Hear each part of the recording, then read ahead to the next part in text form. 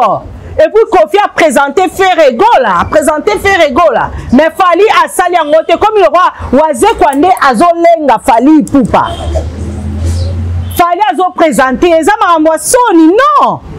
Fali jamais ko présenter Waze quoi. Fallait Waze Kwande a présenté. Alors que Fali Poupa yo invité de to monaki Ferrego la sala ki ngo na concert na ye.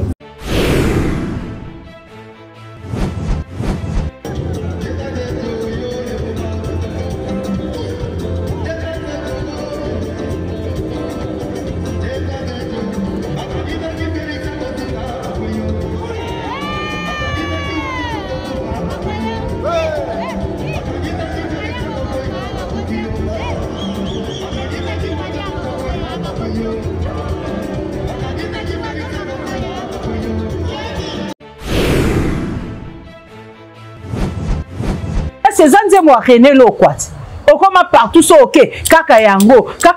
Et puis chose grave dani chimanga ba wario bazolo ba nini ke Fali Poupa te mais c'est bango soni pour Fali ndaki na Adidas Arena loko ba gulo ba attaquer ba bi ke non c'est que yo ozaina souci Adidas Arena yango ba temena sima ya nani ya Waze quoi. A fêter anniversaire na ye yango tanga kotaki ayemba kinzembo ya joyeux anniversaire yango betaki ba 207 eza na sens te.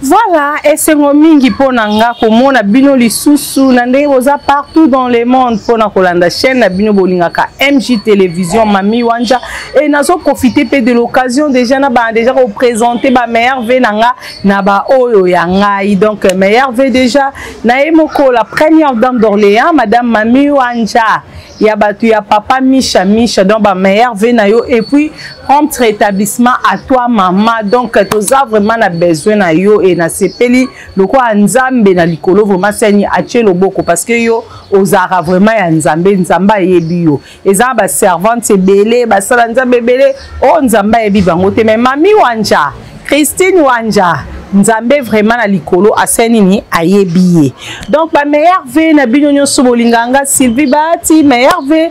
na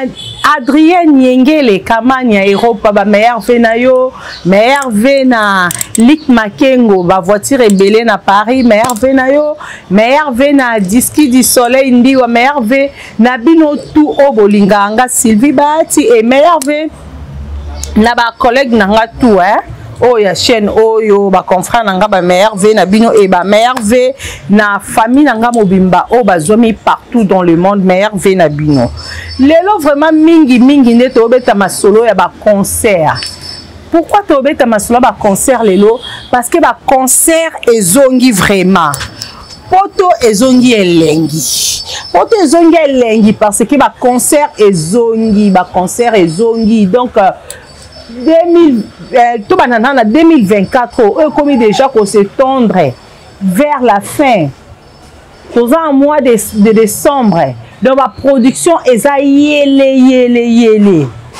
les lots toza déjà les lots toza le 17 décembre donc à la semaine oyo le 21 décembre oyo Ferrego la Pazouria Jésus de Nuance qui est à cause se produire na Fikine foire internationale de Kinshasa Ferrego la à cause zalawana pona ko sepelisa ba fanatique na ye pona ko sepelisa ba gaulois pona ko sepelisa ba gladiateur Ferrego la ko sepelisa ba amoureux tout il y a bonne musique. Ah, Ferrego la Jésus de Nuance après avoir Kotondisa, Citadelle en Angola, après avoir Kobeta na ba grande salle, cette fois-ci Ferrego la a pensé pe na ba Congolais, Ferrego la Sanini a pensé na ba Kinois. Donc le 21 déjà Oyo Ekoinda avec Ferrego la na foire internationale à Kinshasa, ba beta na bango ba Fikine, ba Kosa, mais cette fois-ci avec Ferrego la to sentir vraiment correction, to sentir vraiment travaux. Tout le monde a comment Ferrego là à cosimbe là bas musicien autotune Bic Rouge. Donc coup de chapeau déjà pour la bonne chance na faire rigola parce que eko simba vraiment. Et puis kaka na mois oh ya décembre papa chéri Jibé Piana Salvatore Mokonza Bawenge yepe atikali simate le 31 décembre oh papa chéri ako se produire na Paris na grande salle hein? Natangana Danichi Mangana tangana nkombo ya salango parce que ba concert et saison na poto mais poto commission elengi po ba grand ngolonde bazobeta ba misa minene ba Jibé ba Kofi Olomide bazobeta vraiment parce que ba musu ba beta kena ba concert ba manzanza ba concert mo kaka ya bongo to asu na besoin ya ba concert wante tous a besoin ya bonne musique tous a besoin ba concert ya solo donc Jibé Piana papa chéri a se produit le 31 décembre na théâtre du gymnase Maribel na Paris tout na Belgique na Canada na Londres na partout dans le monde bon manquer na rendez-vous munene oyo et puis ba fanatique tout ya Jibé ba amoureux tout ya bonne musique bino nyonso bo sela ki Jibé Piana ba campagne ya mabe bolobaki ke papa chéri a comment na improductif papa chéri akasuko beta ba concert non Jibé wana apesi bino déjà date et puis nazo confirmer bino déjà que Jibé a eu 50 visas pour na ba musicien na nyonso orchestre na mobimba donc bango nyonso grand complet ba kozala na ba kibens bo mona bango boko mona bango tout o ba Rio bo mona bango boko mona ba Jidel bango nyonso ana ba Jean-Tamisine Lissimo ba kozala na boko mona bango Jibé Piana kozala na pona ko sepelisa bino sege mignon maniata pe akozala wana ozala na pointe bo mona bango nyonso ya Roger Ngandu en tout cas merci beaucoup nebi ke bo indi sakuna po bino vraiment et ratakate musique ekenda ndeboy déjà Jibé concert no déjà ba tebele na poto bazozelango parce que Jibé ça fait longtemps abeta na ba Paris wana tout le monde qui est trop souvent à Kendaka va tourner tournée américaine na ba États-Unis na ba Canada et cette fois-ci papa chéri a pensé na bana Panama a pensé na bana Bella a pensé na bana London papa chéri abi a ko sepeli Sabino donc réveillon concert ko banda partir à 22h jusqu'à l'aube bisonyo so tebi papa chéri ndenga yembaka tebi puissance ya papa chéri pe BCBG bango bazate ke wa bandi concert boye après azumba ba pour akati non comme ça concert tina suka azoyemba azobina pe nyonso ezoleka bien ka emonda lo ba c'est des choses to vivre en haut vraiment le 31 décembre na papa chéri na Paris donc ekoinda makasi sandisho discours olanda biso na États-Unis ba meilleur vena yo donc ekoinda très fort mon vieux camionnette Mbola ba bon séjour au pays Julio Katundu hein l'évangéliste bon séjour au pays donc babi vraiment poto ezongi elengi papa Chira kozala pour ko sepesa bino et après parce que papa Chiri ndazo clôturer année na concert na wana clôturer année na musique na poto et après concert ya Jibé Piana tokoleka mois janvier to batikela na biso to pema parce que fête continue ka fête bandaka le 1er décembre ti le 31 janvier batikela biso to pema to leki janvier tangu tokokota la mois de février ngama parce que février c'est un koinda botu nanga Sylvie bati février c'est un koinda poani février c'est un koinda parce que toza na concert à munene concert moko événementiel et ça concert ya Kofi Olomide kozala le 15 février Saint-Valentin eza le 14 février ko tombé en vendredi et Kofi Olomide samedi 15 février ako sepelisa ba Kofi Phil, ako sepelisa ba Diva, ako sepelisa ba Kofiette, ako sepelisa ba amoureux tout ya bonne musique à travers musique na ye. Et concert wana beaucoup plus répertoire et koza banzembo ya kala, banzembo lokola ba kuku, banzembo lokola ba zéro faute, banzembo lokola ba ngobila, banzembo lokola ba SOS, banzembo lokola ba Mulerengo, banzembo lokola ba Maleme, banzembo lokola ba Gino, banzembo lokola ba Expérience, banzembo lokola ba Engwenya, banzembo lokola ba Marifa pe ya Platinum volume 2 ekozanga te, et dra mama sipo ezana Platinum volume 2 yango pe ekozanga te. Dans les 15 rendez-vous eza moko bobo sanate. Dans ba Kofi Phil Kofiette, amoureux tu bonne musique les 15 rendez-vous ezaka moko le 15 février Kofi Olomide akozalana pona ko sepelisa bino nyonso parce que boko sepela boko yoka bonne musique bazo beta na bango ba concert mais ba otika jamais ko beta ba concert to be ba otika jamais ko bimisa ba chanson d'or ndenge Kofi Olomide abimise la biso kaka les mêmes 15 wana to lobelango kaka poso na lobelango te na koma o bato ba koma ba commentaire oh non moi Sylvie Bati faut qu'on la naître particularité za mabe au moni faut za église au milieu du village. Oui naza église au milieu du village parce que naza journaliste na lobelaka ba musicien nyonso sauf que nga na lobelaka ne ba musicien oh baza ba monument ba musicien oh ba sala eloko ba porta quelque chose na musique na biso na kate pona kumisa musicien pona sentiment po pesa nga visa nde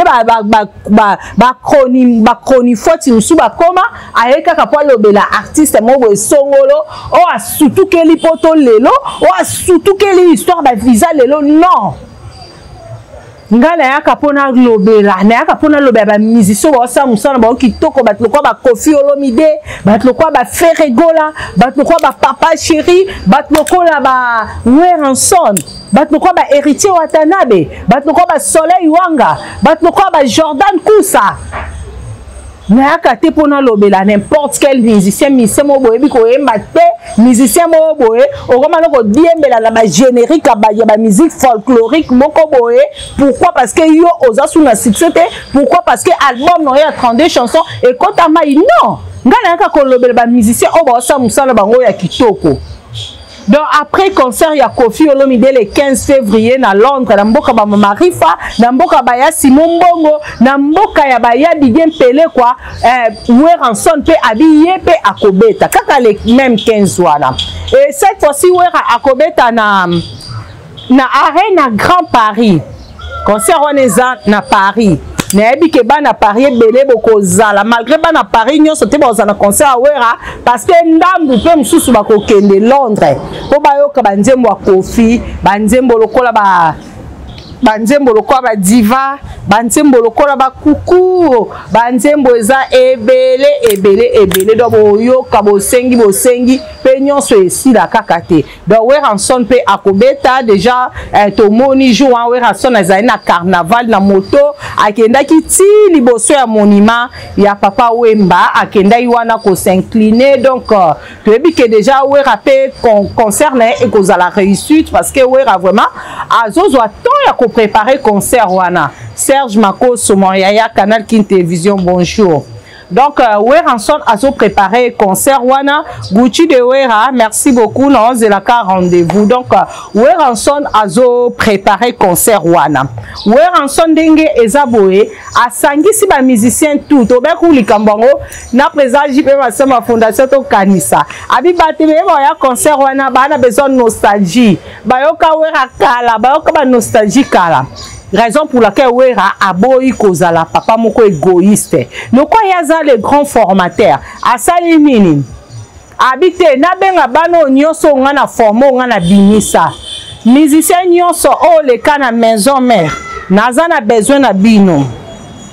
Ba Bill Clinton bazali o bako kende bakozana concert wana. Ba Jani bazali donc baza ebele bakozala na concert wana. Parce que concert à Wera on a pesa concert historique tu as vu déjà Weranson côté spectacle pe azala déjà makasi et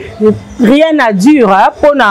Weranson toyebi ke ekosimba bien que bat bazolo belé est-ce que wera kokasuko sala makambo asala kala na bazenit makambo asala kala kokasusu oui akoka toyebi ke wera za muta stratégie et belé na poto na bazozela e bagile makemon na Paris bazozela e donc ba yariki matobo na London bazozela e ba monsieur les boss les maires na Paris bazozela e Berkil banvoie tout na London bazozela wera Merkil banvoie to ebisinga Sylvie baati na banana nous na concert ya Koffi Olomide numéro 1 ya musique po ya za le good et ce na yoki na oki banzembo nga la linga ke pa Koffi ona après wana nde na okende rapide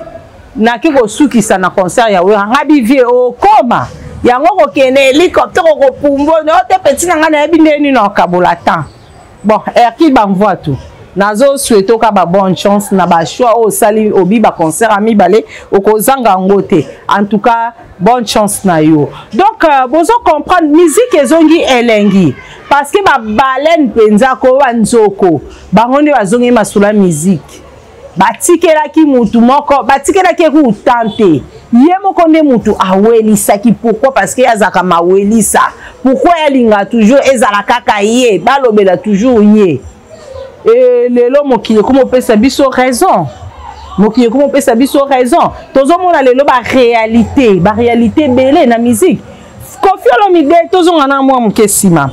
tangu nani Ferrego la invité ke na concert Adidas Arena Koffi Olomide tanga kenda ka scène abi ke oza concert ya Ferre ndé invité ngai jamais Koffi to mona ke Koffi akotika abwe mama ka bandi ko yemba soki kuku mama bandi yemba ngobila to mama bandi ko bina tata mobimba non Koffi Selene malgré ba yemba kinzembo ya ninyo insecticide o Ferrego la yemba na quartier la terre ba ko sani ba bwa ki su Koffi mona micro bwa ki mwambui cria Ferrego la wana mais chose grave to moni concert ya Félix Wazekwa concert on a badindise na mai comment c'est fait tu es invité Fally Ipupa na concert et Félix Félix Wazekwa invité Fally Ipupa na concert Fally a concert il fallait Fally nde abinata fimbu ya Wazekwa lokwa Wazekwa na ba générique mingi te ale Fally ana zui micro ponya yebi atanzembo Wazekwa mote yo ana mba moka bandi nini so tu vas réagir en générique oh à moutoir ya ninya ba mongo nai ya René mbala moko yewana abandi ko bina so 207 loko ebomaka donc yo Fally c'est que si Ferrego la beta kanani Adidas Arena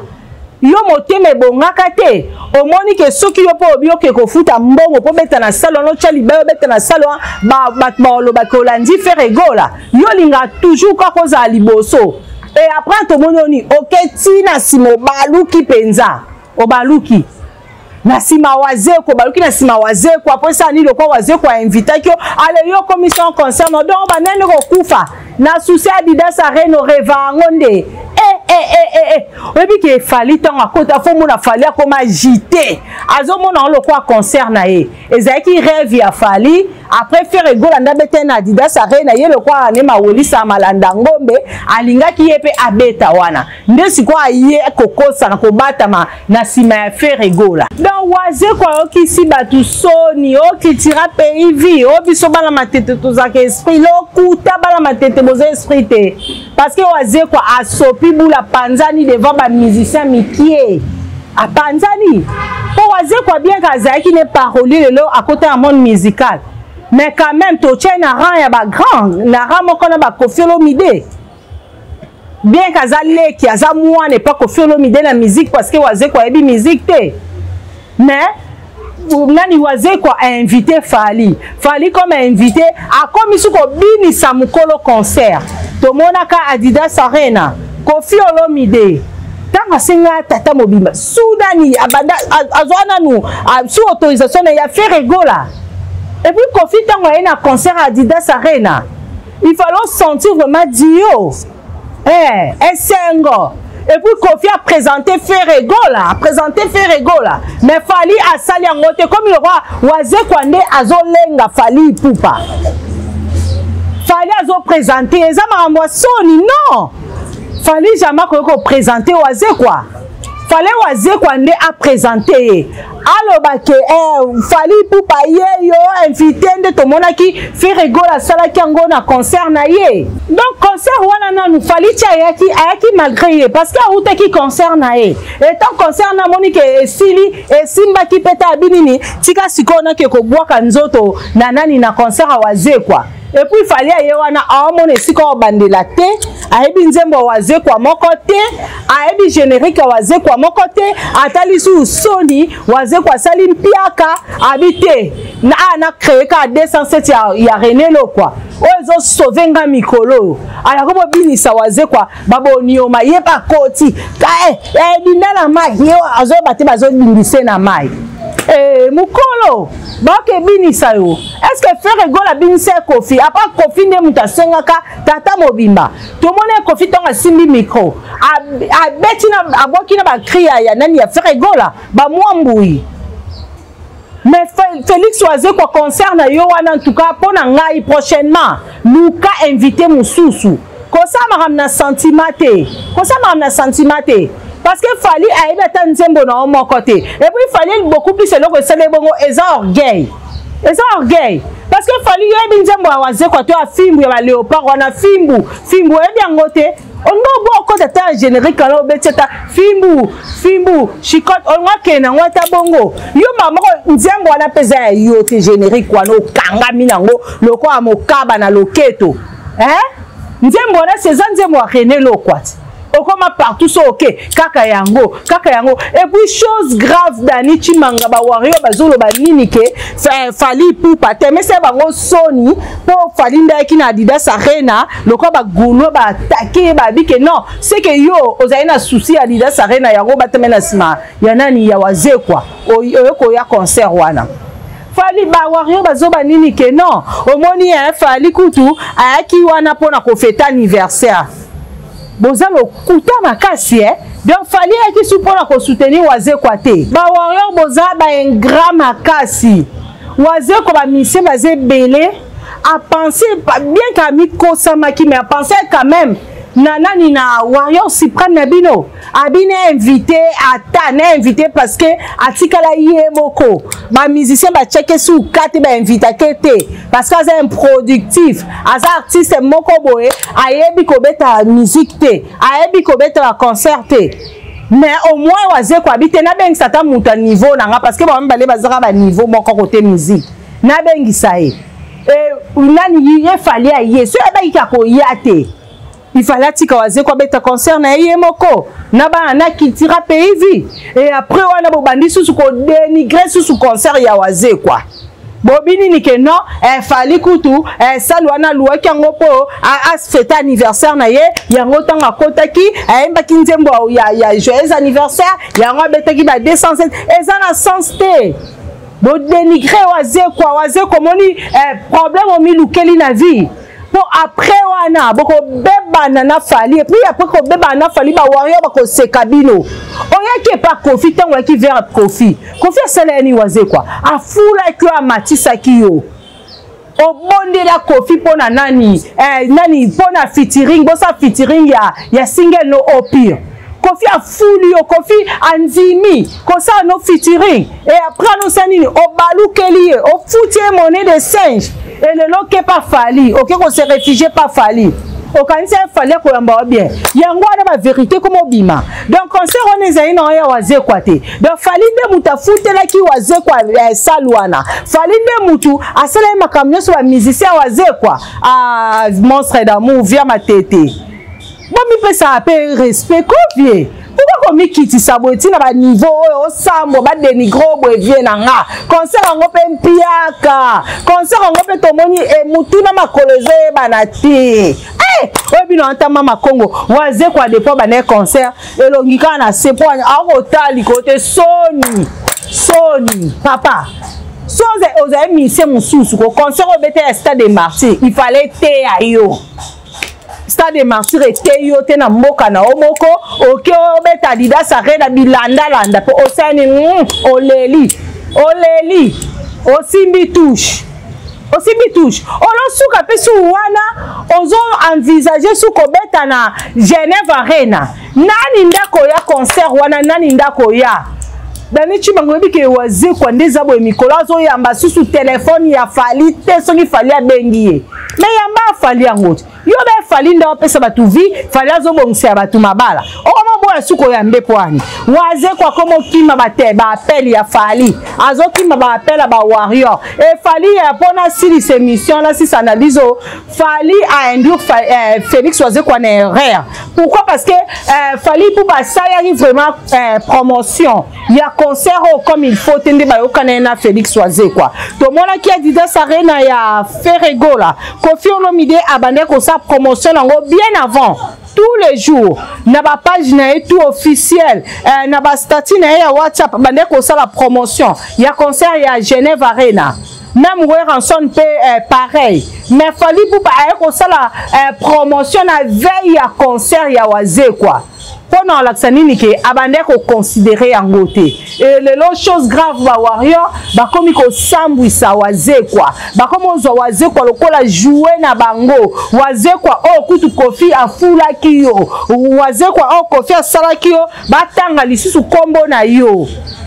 eza mawa ba musicien bobeta ba concert na ba sala minene pour na sentiment te tala na okebeta na salle wana na koemba nini nazana nzembo nini ya malonga nazana chanson d'or to chef d'œuvre nini malheureusement bilonyo sonde bozawa bwana ba chanson d'or te parce que mutaza chanson d'or ezaka artiste et musicien moko Koffi Olomide oh déjà le 15 février a ko se produire na London na mboka ba Marifa Koffi Olomide a ko zala na honorable Sundi de Cœur